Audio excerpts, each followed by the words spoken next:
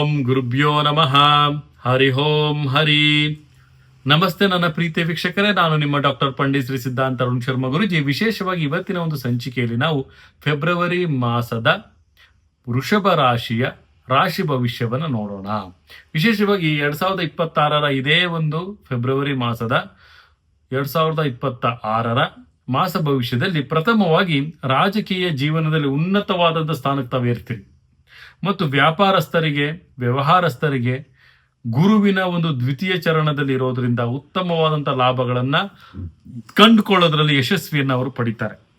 ಮತ್ತು ವಿಶೇಷವಾಗಿ ವಸ್ತ್ರಾಲಂಕಾರಗಳು ಮತ್ತು ಸ್ತ್ರೀ ಸುಖಗಳು ಮತ್ತು ಮನಸ್ಸಿನ ಒಂದು ಆಕಾಂಕ್ಷೆಗಳನ್ನ ಈಡೇರಿಸಿಕೊಳ್ಳುವಂತಹ ಮಾಸ ಇದಾಗಿರುತ್ತೆ. ಮತ್ತೆ ಭಾಗ್ಯವು ಬಲವಾಗಿರುತ್ತೆ.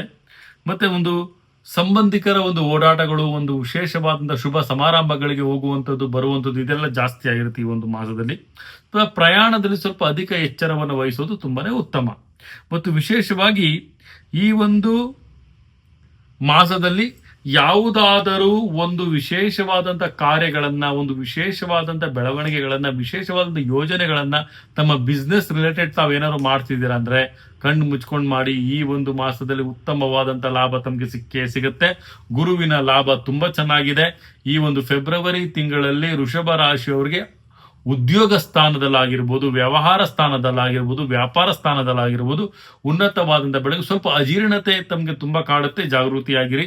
ಹೃದಯಕ್ಕೆ ಸಂಬಂಧಪಟ್ಟಂತ ಕಾಯಿಲೆಗಳು ಬರುವಂಥದ್ದು ತುಂಬಾನೇ ಜಾಗೃತಿಯಾಗಿರಿ. ಸ್ವಲ್ಪ ವ್ಯಾಯಾಮ ಮಾಡಿ, ಪ್ರಾಣಾಯಾಮವನ್ನು ಮಾಡಿ, ತುಂಬಾನೇ ಉತ್ತಮವಾಗಿರುತ್ತೆ. ವಿಶೇಷವಾಗಿ ಈ ಒಂದು ಮಾಸದಲ್ಲಿ ತಾವೇನಪ್ಪ ಮಾಡ್ಬೇಕಾದ್ರೆ ಕುಲದೇವತೆಯ ಆರಾಧನೆ ಮಾಡ್ಕೊಳ್ಳಿ. ನಿಮ್ಮ ಕುಲದೇವತೆಗೆ ಈ ಒಂದು ಮಾಸದಲ್ಲಿ ಭೇಟಿ ಮಾಡೋದು ತುಂಬಾನೇ ಉತ್ತಮ. ಹಳದಿ ಬಣ್ಣವನ್ನ ತಾವು ಧಾರಣೆಯನ್ನು ಮಾಡಬಹುದು, ಉತ್ತರ ದಿಕ್ಕನ್ನು ಆಯ್ಕೆ ಮಾಡ್ಕೊಳ್ಬಹುದು. ಮತ್ತು ವಿಶೇಷವಾಗಿ 4 ಅನ್ನುವಂಥ ಸಂಖ್ಯೆ ತಮಗೆ ಉತ್ತಮವಾಗಿ ಕಂಡು ಬರುತ್ತೆ ಅಂತ ತಿಳಿಸ್ಕೊಡ್ಬೋದಾಗುತ್ತೆ ನನ್ನ ಪ್ರೀತಿಯ ವೀಕ್ಷಕರೇ.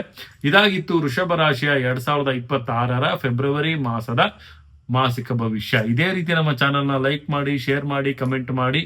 ಮತ್ತು ವಿಶೇಷವಾದಂತಹ ಒಂದು ಬೆಲ್ ಐಕಾನ್ ಇರುತ್ತೆ, ಆ ಒಂದು ಬೆಲ್ ಐಕಾನ್ ಅಥವಾ ಕ್ಲಿಕ್ ಮಾಡಿದ್ರೆ ನೋಟಿಫಿಕೇಶನ್ ಅಂತ ಮೊಬೈಲ್ಗೆ ಬರ್ತಾ ಇರುತ್ತೆ ಅಂತ ಹೇಳ್ತಾ, ನನ್ನ ತಾಯಿ ಜಗನ್ಮಾತೆ ಶ್ರೀ ಕೊಲ್ಲೂರು ಮೂಕಾಂಬಿಕಾ ದೇವಿ ಪ್ರತಿಯೊಬ್ಬರಿಗೂ ಸಹಿತ ಆಯಸ್ಸು, ಆರೋಗ್ಯ, ಸಂಪತ್ತು ಕೊಟ್ಟು ಕಾಪಾಡಲಿ ಅಂತ ಹೇಳ್ತಾ, ಸರ್ವೇ ಜನ ಸುಖಿನೋ ಭವಂತು, ಸರ್ವ ಮಂಗಳಾನಿ ಭವಂತು.